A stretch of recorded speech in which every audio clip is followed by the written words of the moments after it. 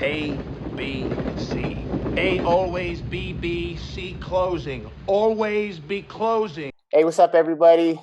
Another episode of Scare Money Don't Make Money. As always, it's your boy Cam, your favorite recruiter's favorite recruiter. Welcome from my garage because my kids are outside playing because it's a nice day outside. And as always, we have your boy Roy. I am here with my looking as good as I do.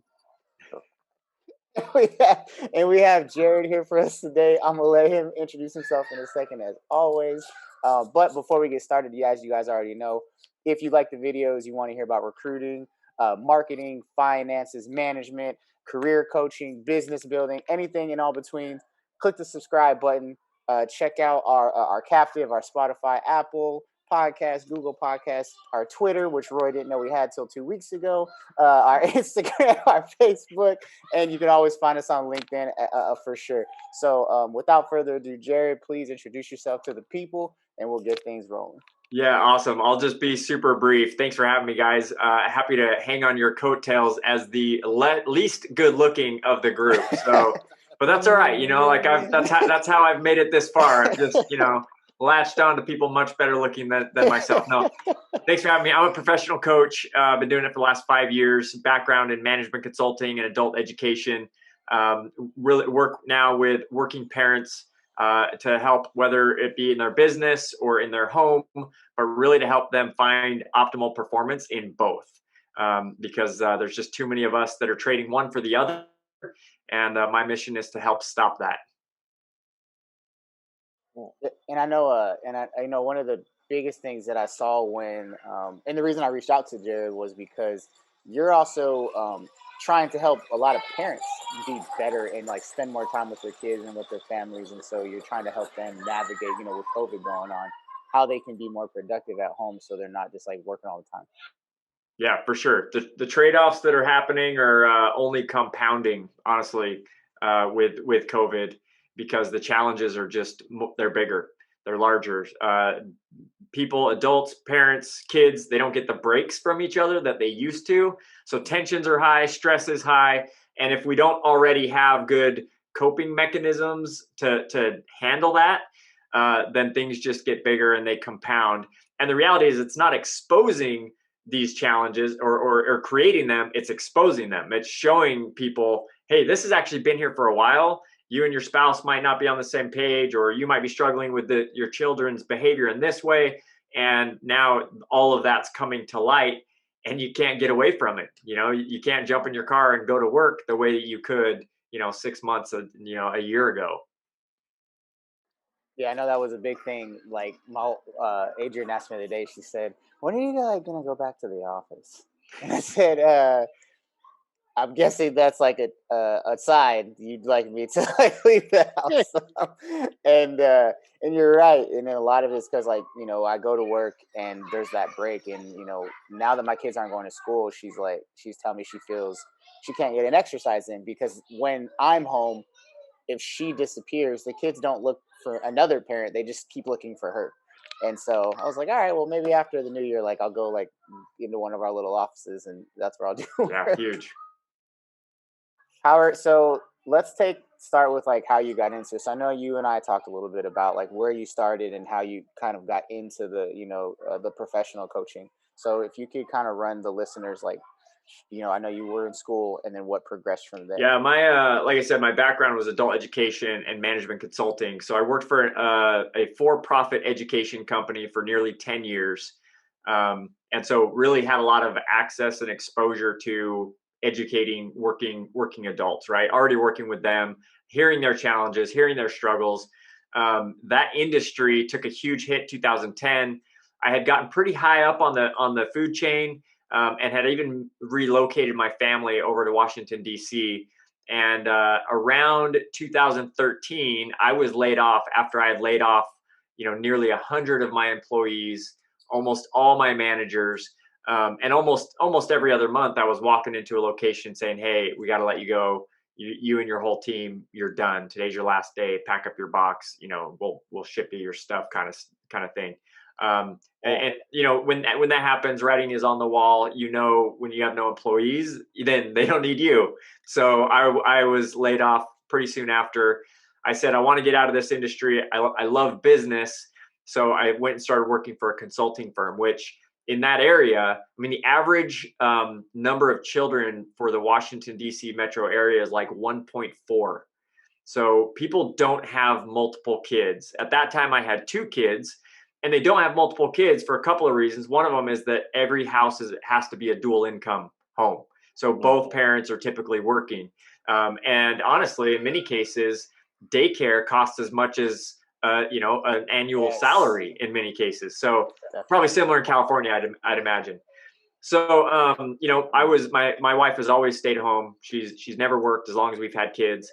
And she was at home with the kids. I was commuting into the city. I was waking up super early, 5 a.m, getting some exercise in, hurrying home, getting dressed, jumping in my car, driving to a park and ride so I could get on a bus, so I could bus to the metro stop, so I could metro into the city, so I could walk to my office, work way too many hours, usually by myself, turn around, come back and do it all over again, get home late at night, pull out my laptop, put it on my lap, pretend like I'm hanging out with my wife, try to stay awake, do some work, go to bed, and do the whole thing over and over.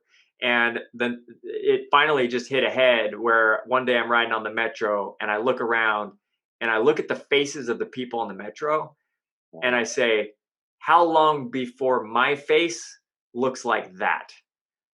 And that was it. Went home that night, asked my wife, hey, do we want to be here? Is this what we want to do? We both agreed no. Went in the next week, talked to my boss, said, hey, we're not renewing our lease. You can either accept my resignation or you can let me work remotely. We worked out a remote deal. We moved to North Carolina about 8 weeks later, moved into our house in Raleigh, North Carolina, March 8th of 2015. Yeah.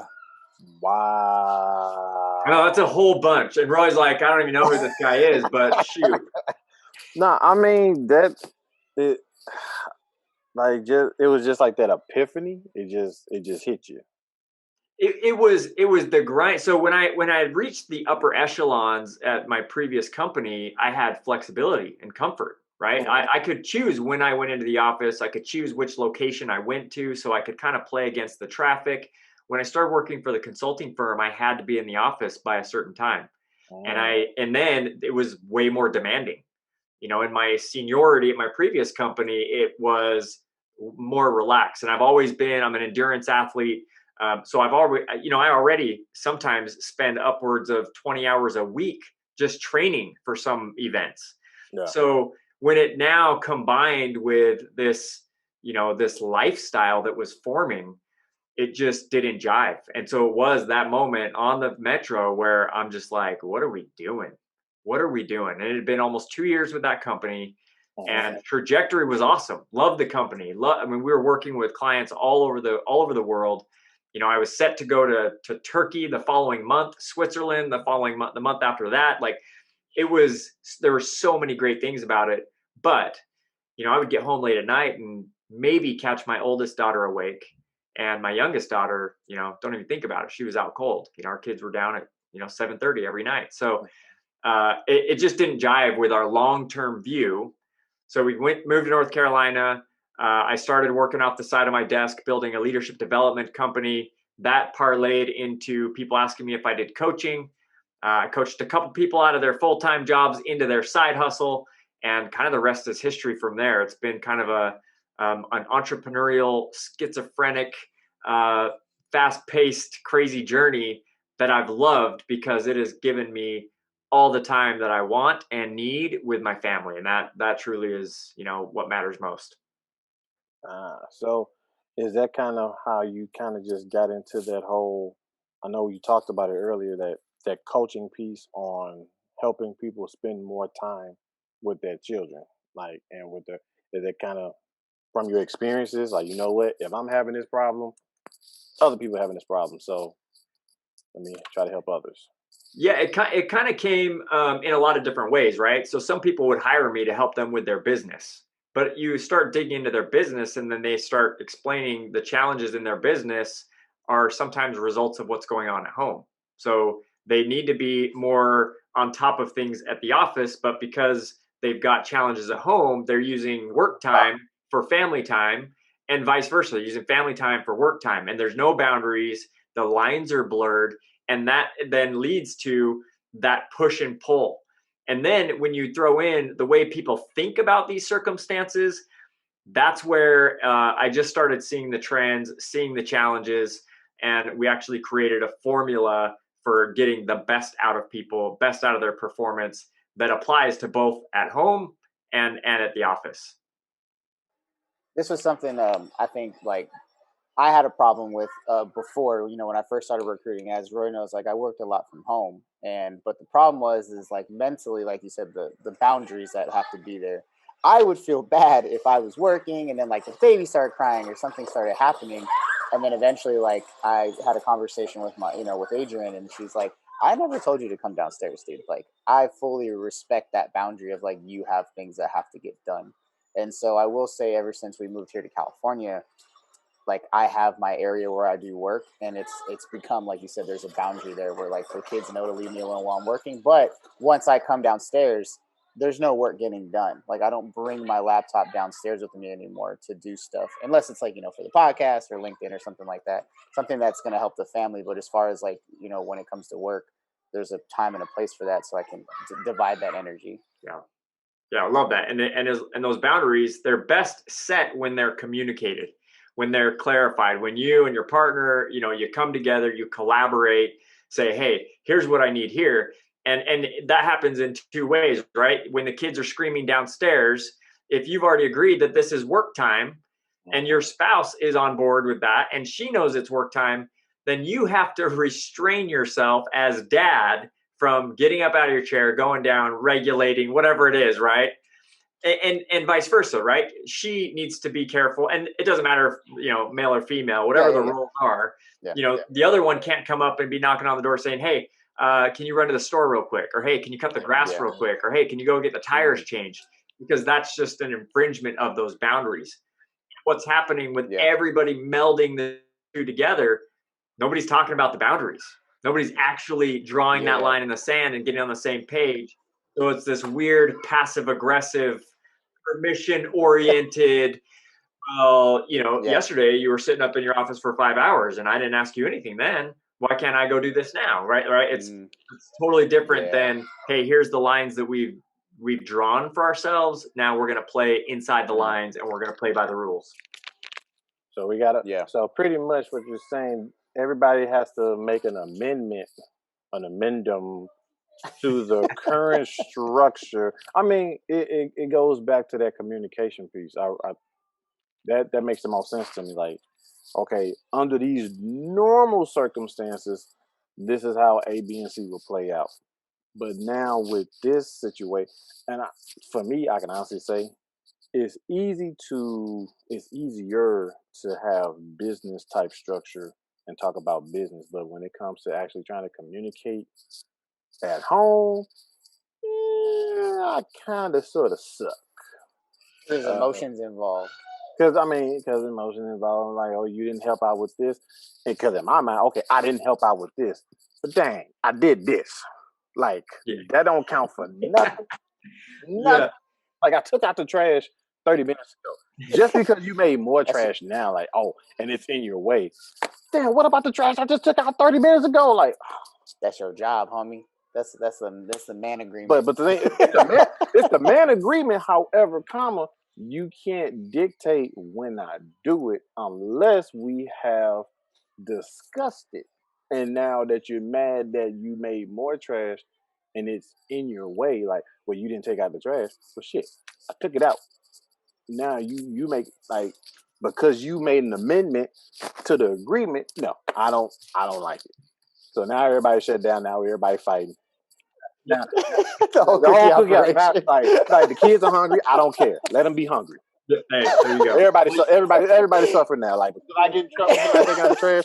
Damn it, the kids ain't eating. I don't care. Ice cream. They ain't getting breakfast tomorrow. I might take them to school. So, which is all okay because they're not eating it anyways. I mean, nobody wants dad's cooking anyways. That's true. That's true. That's why we go to Chick-fil-A. Yeah, no, you're absolutely right. And I like the communication piece is absolutely critical. And again, like these aren't challenges that are non-existent. pre-COVID. They're just challenges that are becoming more clear when we're all working from the same geography, and having those conversations of when those things happen or not. That's great. But I also think, and I'll say largely this is dads, because dads make up the workforce more than females typically. Yeah. But this I've absolutely seen this switched as well. Yeah. Whoever's working is more, you get more of the instant gratification, right? So you think about like a harvest, like early crops are every 2 weeks, you get a paycheck, right? Like you get a good boy, you did your job, here's your paycheck. At home, shoot, those rewards, those are late crops. Those come maybe 20 years down the road. So for us, when we're operating in like our work environment, and we're used to like that praise and that kudos, that's a little bit more instant gratification. And then at home, our spouses, men, women, female, whoever, our spouses can be like, well, listen, I'm cleaning up trash all day long, and that's your job. Ain't nobody, cheering me on. Ain't nobody saying great job. So it's just a very different perspective that communication process allows us both to understand, and more importantly, define and say, hey, this is how we want it in our house. This is how we want to support each other in our house. Yeah. No, I 100% agree with that, because, like, I'm an only child. So I'm an only child to a single mother. So I love me a good attaboy. I mean, it's just, I used to hate it. Bro used to laugh at me about it. He'd be like, yo, you such an only child, dog.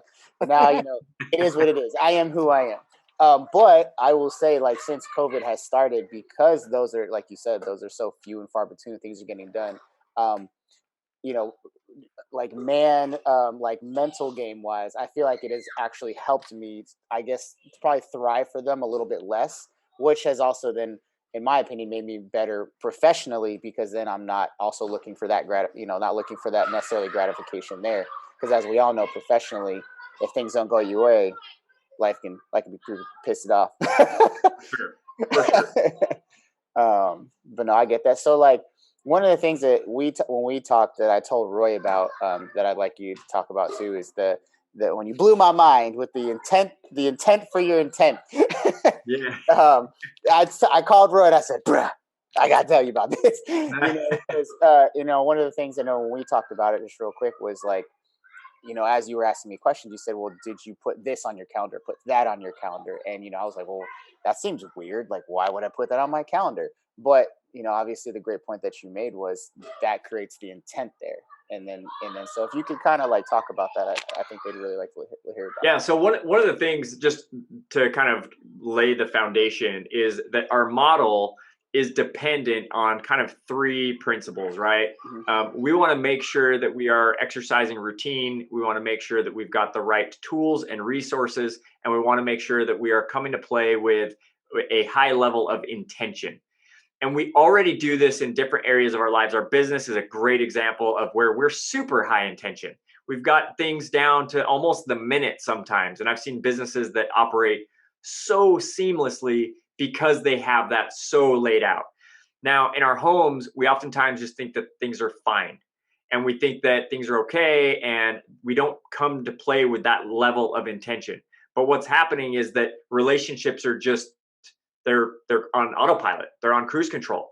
And it has to be that same level of intention if we want to develop those relationships the same way we would with a cultivated, customer who we're really trying to win some business with. We're going back and forth. We're scanning. We're paying close attention. Hey, is there anything wrong? Are they worried at all about, moving forward with us? And we're very attuned to those behaviors. And then in our own home, we see those behaviors and we are just kind of like, oh, she's just having a day. Oh, that's just kids being kids. And so if we bring that level of intention, we talked about looking at your calendar, looking at all the business stuff. Now, already people can still probably schedule better around their business. Yeah. But where is the time that's protected for the kids? Where's the time that's protected for the spouse? To build that connection inspires confidence and relationship and a future. Like it's the long game, the same way it is for our highest prospect inside the business. And even something since we've talked last, I've really been looking at the calculation of, how much time should you be spending? And if you think about it, a week, you've got 168 hours a week. Yeah. Could you say that you spend 1% of your time eye to eye with your kids every week? 1% of your time. That's just under 2 hours. Yeah. Eye to eye with each child. Now, if you've got a huge family, then that can add up. That can be, let's say you've got 5 kids, I've got 4. That's, 7 hours a week. Yeah. But that breaks down to just around 10 to 12 minutes a day. Yeah. I would say eye to eye, probably not. So I'm in an Asian household. Like my wife's Filipino. We spend a lot of time just together. Like I have this big house, but like it's me and my wife laugh because all of it's spent like wherever mom and dad are. Obviously, the kids are. But I do like the personal time. I know like my wife tries to get like she likes to go out with the kids, each one at some point, and try and like do this like to get time with them. Straight up. Yeah. So here's the gut punch. How much time a week are we spending eye to eye with games? How much time a week are we spending eye to eye with sports? I don't watch sports, so I can say 0. Right? You can insert whatever you want there, eye to eye, right?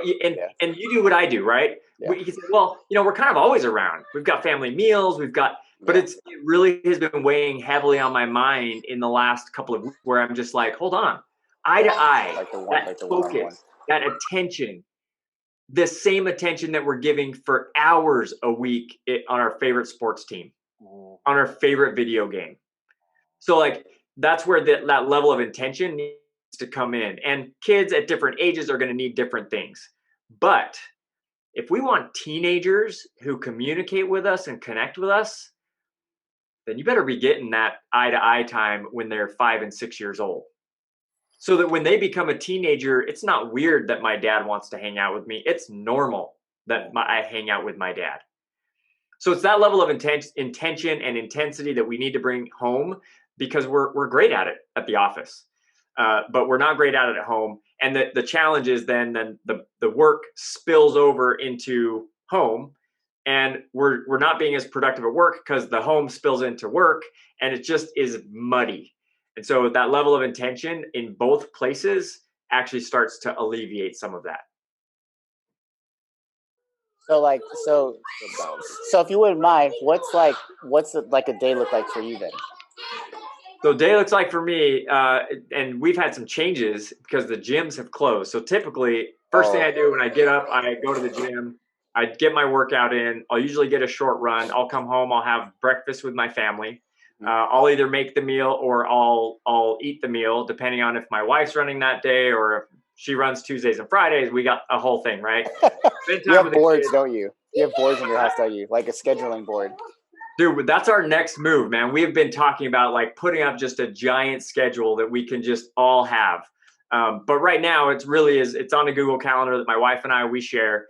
So we have, so we'll have breakfast together. I'll then go, I'll get ready for work. I'll come up, I'll do some work. My wife will do kind of like a scripture study with the kids. Depending on my schedule, I might pop back down. I come down at lunch, have lunch with the kids, come back up and work. And then at 5:30, when I shut it down, go back down, we're having dinner together, and then I'll hang out with the kids. I haven't even crafted that, like, where does that one-on-one time happen per day? Because I want to get to that point where I say, okay, this is carved out, protected. It's really been the thought over the past couple of weeks that has brought that on. But man, my kids don't even know what it's like to have a dad that goes into the office, because for so long I've been working from home most of their life. Yeah. So they don't know that, it's weird that dads don't eat breakfast, lunch, dinner with them.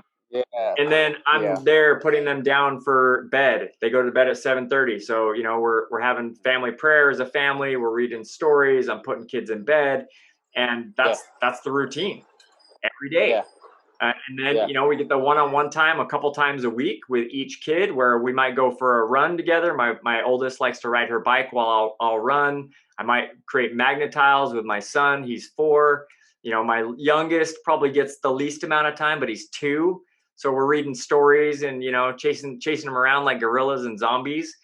But there's, it changes by the kid, but it's very intentional in terms of, I got to make sure that my kids know that I am front and center for them. Yeah. I'm there because I want them talking to me when they get older and teenagers and the challenges that inherently come with that. Yeah. And that's something my Adrian has been really trying to, I would say, press on my kids, because generally we do go in the office, but I've been fortunate enough to especially coming to California, is my boss is great and kind of just lets me run, and so like if I have to go to the office, when I do, my wife tries to remind the kids, is like, hey kids, I know you don't want your dad to go to the office, but trust me, you get 15 times more time with him than pretty much every military member in the United States. So like, leave dad alone. Trust me, he already doesn't want, because then I feel bad. I'm like, God, I hate that I have, because I'm so used to being home now. And so I'm like, look, daddy will be home by 3:00. And when I get home, like, we'll kick it. We'll go outside, we'll do whatever. So I get what you're saying. And I know Roy's kind of battled with that too in the past as well. Cause he's a worker just like I am. Yeah. So like now, like I try to take them to the office with me. If I do go to the office and like they're out of school or whatnot, I'll take them to the office with me. But even like growing up for me, I can honestly say that's when I got majority of my eye-to-eye time with my dad. Was with him at work. No matter what job he was doing, if he had the ability to take me with him, that was the time that I got to spend with him, and it was a good thing. To me, it was a good thing because I learned one, good work ethic, because that's all I saw him do. Like he was always working. But I can honestly say I've spent a lot of time with my dad growing up. So if he got done changing out an AC unit, okay, we went and got ice cream afterwards. Or I was helping him pass the screwdriver or something like that. So and he called me, what was it? I was an apprentice. He's like, you'll just be my apprentice. I didn't know what that was at the time. I was like, oh my God, I'm an apprentice. Thanks, Dad. I love you.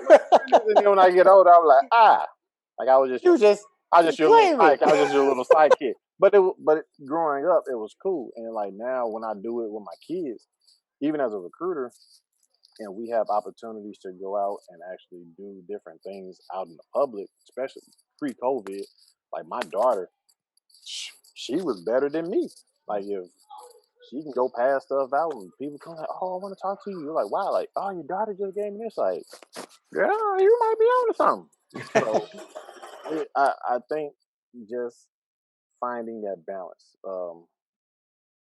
And I think about it like giving them a peek in my world and things that interest me, as well as the things that interest them. So like my daughter, she likes to sew. I got her a sewing kit. Now I have a lot of poked fingers because of needles and stuff like that, but that's something that interests her. My son, comic books and art. I can't draw, but he can. So I just try to show whatever they're showing interest in. I try to help foster it because it's easy. I can say, hey son, you should play baseball, but if he wants to do karate, I should encourage that and be interested in that. So yeah, for sure. That's how I try to do my 1%. Yeah, I know. Like, so I didn't have a dad growing up, so I'm still trying. I'm learning how to be a dad. Like, I mean, as we all are, obviously, because there's no book, right? But like, especially with all my kids, there's so many different personalities. Like my oldest daughter, she decided she's like, I don't want to ride a bike. Like, it's just not what I want to do. Obviously, as a father, I'm like, what do you mean you don't want to ride a bike? Like, that's what we're gonna do, man. But my wife had both her parents, my in-laws or whatever, and she's like, look, I'm a girl. I can identify. Don't push her. We're already gonna, as parents, we're gonna make her do so many things in life that she already doesn't want to do. Let's not encourage the activity necessarily she doesn't want to do. Let's be better at encouraging activities that she is interested in, and then be a part of those experiences. And then every once in a while we'll push, like, you should try this food or something like that. But let's not, riding a bike isn't like an integral skill that's going to change her life. Yeah. I just learned that same thing too, Cam, with RJ riding a bike. He likes roller skating. There you go. There you go. And so, I mean, what are some of like, so as you've kind of taken on this journey, Jared, moving into the coaching space, the professional coaching space, what are some of like, I'm trying to think, how do I want to structure it? Like, what are some of the big things that you yourself have taken out of as you've worked with clients, where you're like, they gave you an aha moment, maybe you're like, oh, like, I'll write that down, add it to my business. Yeah, I think a lot of my perspective has shifted because, and I kind of, if you've seen any of my content online, I have this bit where I do, a time traveling coach, right? Like I'm time traveling, and that is straight up what I'm doing. Like I've talked to people who, they are at the, much later years of life, and they've built a huge successful business, and they're calling me to say, hey, how do I connect with my daughter? Hey, my wife doesn't want to touch me anymore. Like, what do I do? And I've had, and I don't like to talk about this a ton, but I've had one client who will forever be seared in my brain because he is who I would be if I lived all the excuses that came in my brain, if I justified all the behavior that came in my brain, if I treated people the way that I think sometimes the natural man wants to treat people, because it was like talking to me, man. And he was a 60-year-old man who was not happy. And just listening to him talk about the way he treated his wife, the way he justified it was like, dude, if I made all the bad choices, that's who I will become. And so every day when I'm talking to somebody, whether it's somebody older or younger, it brings out like, you know what, today, like I come down and I double down. Like I either go to bed super grateful that I'm like not making some of the choices these people are making, or I go to bed like super aware of like, you know what, I got to do better at that. Which is why, like this eye to eye time has come up with other conversations and other clients where I'm like, how am I doing there? I'm coaching, I'm talking to all these people about this connection. But if I really calculated my eye to eye time, and I don't watch sports, and I don't play games. I don't have any games on my phone. I'm not a gamer. Yeah. But I work a lot, right? Like I am pretty focused and involved in my work, and I can do better of doing that one-on-one and really connecting with my kids. And so, those are the types of things where I come away from a call and I'm like, man, I got to really make sure I'm carving out the time for all of them. Years ago, I was working with a client who was on the verge of divorce, and just listening to her talk about the challenges with her husband and the challenges that they had communicating back and forth. Like my wife and I sat down and we're like, how do we make our relationship even better? And we started carving out time each week to talk about different topics. So talking about parenting, where we would read the same books and we'd talk about parenting strategies and what we're doing. Are we on the same page or are we not? We started talking about intimacy, like really exploring. We started listening to some podcasts about sex and, just really having open conversations about how we feel about it all so that we can come together and collaborate. Like those are things that have spawned out of these conversations and this perspective that I'm so grateful clients show me and trust me with, because it helps me think about, wow, like I need to do this differently, or I can do more, or I can do this more intentionally. Or from a business perspective, I had talked to the business owner who just won't ever give up anything. And they're just running themselves ragged, working their hands to the bone because they can't say no to any task that's happening in their business.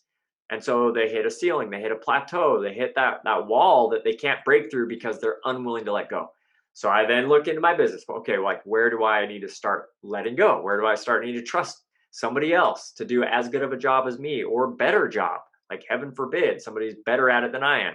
Not hard to do, but you know what I mean? So it just has given me that perspective. I've doubled down on my health because honestly, a lot of my clients struggle with just their health in general, having good habits and all of that experience has created our formula, which is to help people be consistent, help people be correct, and help people be controlled. And so, we couldn't do it without them. And it's absolutely impacted my life in the way that I think we've impacted theirs. No, yeah, I feel that. And you're right. It's like those conversations so important. Like the other day, we dropped off my kids at my in-laws' house, and we were on the search for the little chocolate balls that you can put in, hot milk, and it'll bloop. And we never, so we showed, yeah, if you would, and so we showed up. We got to the store, and I don't even know how the conversation spurred, but we started talking about our children as teenagers, and what are we doing now to help build their bond so that they can protect one another, but also what are we teaching in the behaviors that we're doing to, like you said, affect that communication that we're going to have with them. We spent an hour in the parking lot at this store just sitting there talking. And I remember when we got done, we were both like, this was really nice. That, and this, we don't do this very often just because the kids are always around. My kids stay up late just because we're pretty loose about, loosey goosey with certain things. But, we were like, yeah, like this was good. Like this was a really communicative moment. And so I get it, man. Well, I love that for so many reasons, and your listeners can take note, because you had, whether it was carved out or not, you had this space where you were able to communicate and get on the same page. And what's happening right now is that's not happening, because people are working so crazy all day. The kids, whether they go to bed or not, either they're up and they're around, you can't get that time and space, or they go to bed and then we turn on Netflix and we start binge watching something, and then that ends and we're super tired because we watched one more episode that we know we shouldn't have, but we had to. And then we're like, hey, let's go to bed. And I guarantee it happens all the time. Conversations start to spark when you start that going to bed process. But now you're tired. Now you start falling asleep. And so it just diminishes the richness of that conversation, because we've put all these other things, we've stacked all these other things in front of it, and it's just getting crowded out.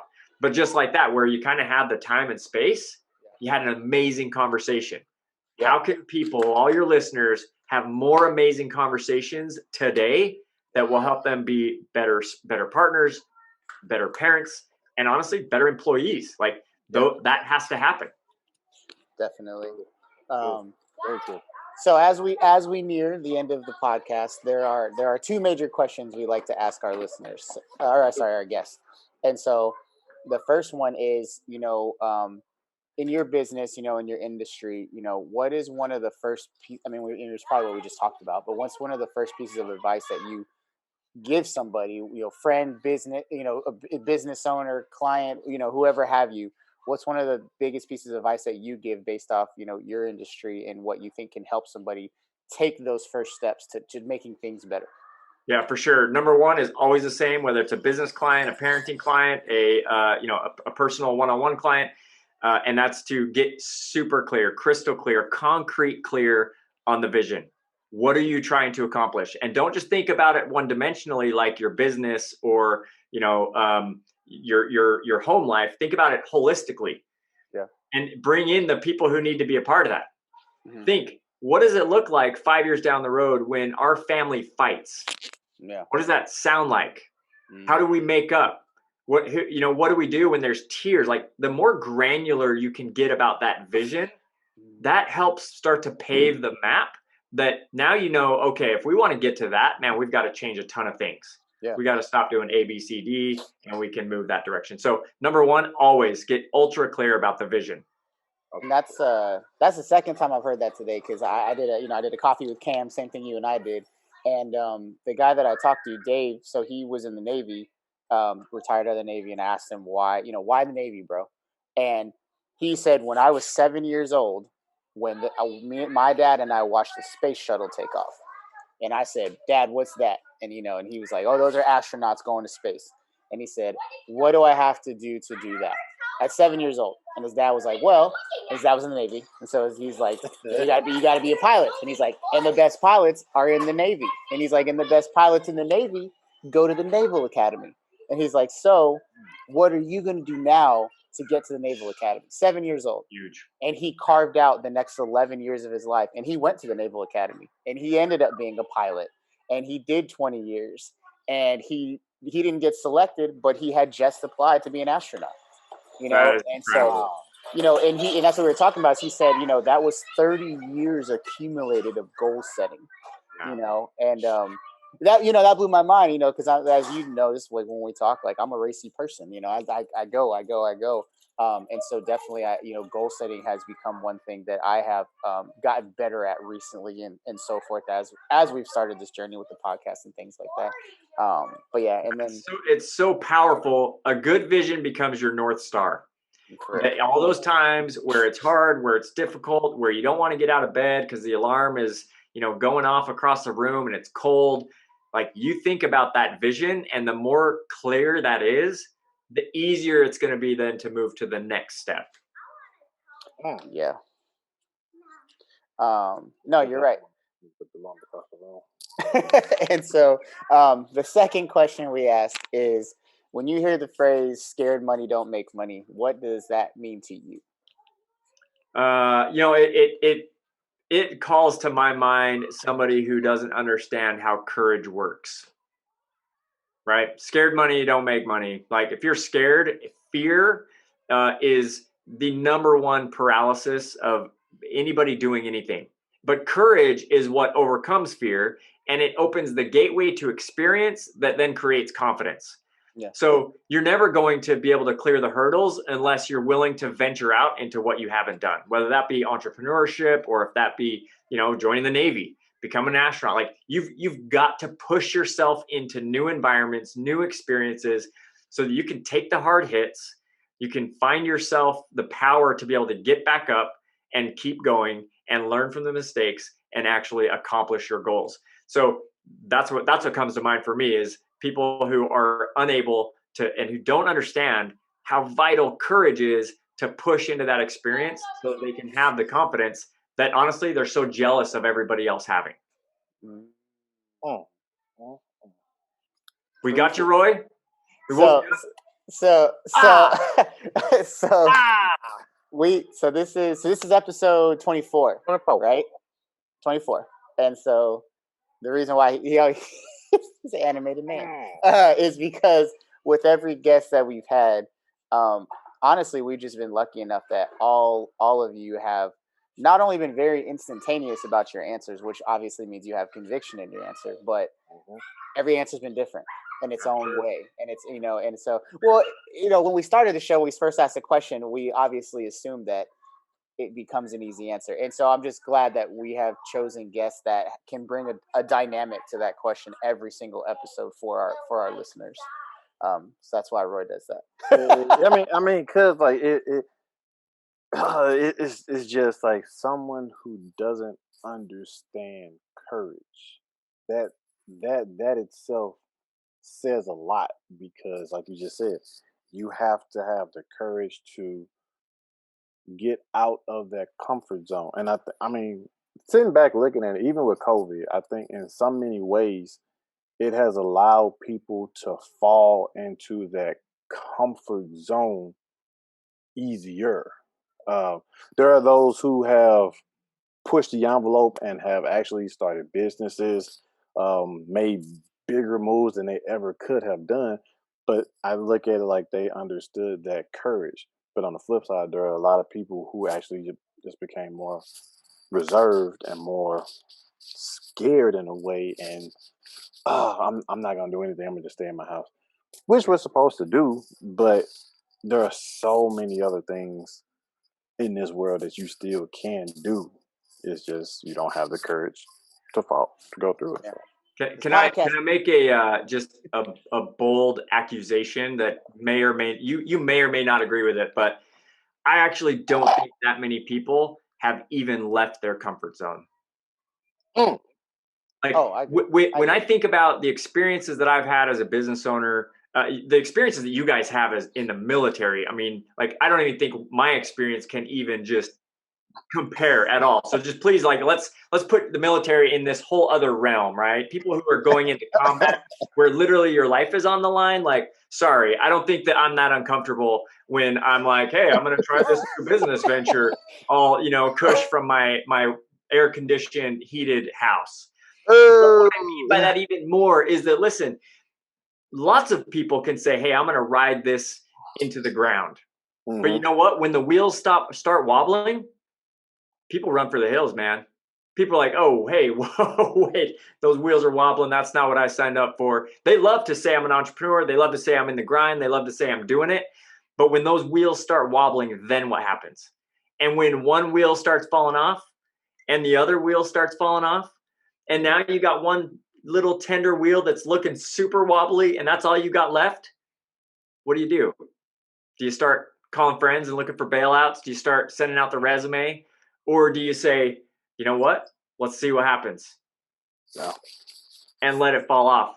And I just a personal experience, 2 years ago, you can tell I'm super passionate about this. 2 years ago, it was the end of the year, and dude, we were, this whole pivoting and just figuring things out, right? 2 years, we had zero money in our bank account. It hit negative for the first time in my business. It was Christmas time. End of the year, we got no money for presents. We got nothing. Yeah. And as we're moving up to that point where I know the money is going to be gone, I had that real thought. I'm on my floor in my office with tears coming down my face. Like, is this the end? Is this? Yeah. And then I think, you know what? Like, this is what I signed up for. I'm getting after it. And I got up. Within 10 days, we had $20,000 in the bank. Had I retreated from that moment of I got one wobbly wheel left, I could have got a job. I could have called up 10 buddies and said, hey, I've hit my wall, I'm done. But here I am 2 years later, because in that single moment, and there's been other moments like it, guys. Oh, sure. It just it hasn't all been sunshine and roses since then. Man, those moments, we've got to just exercise that courage and push into them and say, let's see what happens. And I promise, win, lose, or draw, you're going to come out bigger, better, stronger, and you're going to live to see better results on another day. But if we retract, then all we're doing is we're reinforcing a habit of retracting, running away. And when you do that, your comfort zone shrinks. And that is the worst kind of jail to be in. That's all. I know we're over time, but no, you're fine. No, all right. No, yeah, no, and I mean, my transition from active duty was the same thing. I got 3 weeks up to the day that I was supposed to say if I'm going to stay in the Air Force or not. And people are like, I got people coming from all sides, like, man, it's not happening. It was over Thanksgiving holiday. I was waiting to find out if I got the job, if my stuff clearances went through and things like that. And I remember. Even one of the guys I was working my paperwork was like, yo, you're a beast, man. I would have quit. I would have just re-enlisted and called it a day. And I was like, no, bro, like I can see the rainbow, and I refuse to just give up until that. I'll wait till the last day if I have to. You can mess up my pay, whatever you want to do, but I swear I am not signing a piece of paper until that is the very last option of what's going to happen here. There you go, man. So, but anyways, encouragement. Wait. I feel the spirit. But so last segment, please tell people where to find you, man. The services that you offer. Obviously, I love your videos on LinkedIn. They're great. I love how you bring your kids into it too. He does one where his kids interviewing him. So I thought it was amazing. So tell people where to find you, man. So hopefully we can get you hooked up, and then we'll end it. Yeah, for sure. LinkedIn is probably the best up-to-date place to find me. Jared Greer on LinkedIn. I'm connected with Cam, so connect with him first, and then connect with me. And then you can go to greermethod.com, but that's going over a complete overhaul in January. So, but before I go, I want to thank you guys for your service. Honestly, you guys have volunteered to protect our freedoms and our rights. And dude, there's nothing more honorable than that. So just thank you for your service. Hey man, no, we appreciate you, man. But anyways, that is another episode of Scare Money Don't Make Money, and we'll see y'all later. Thanks, y'all. Thanks. Indulge and to learn about ourselves.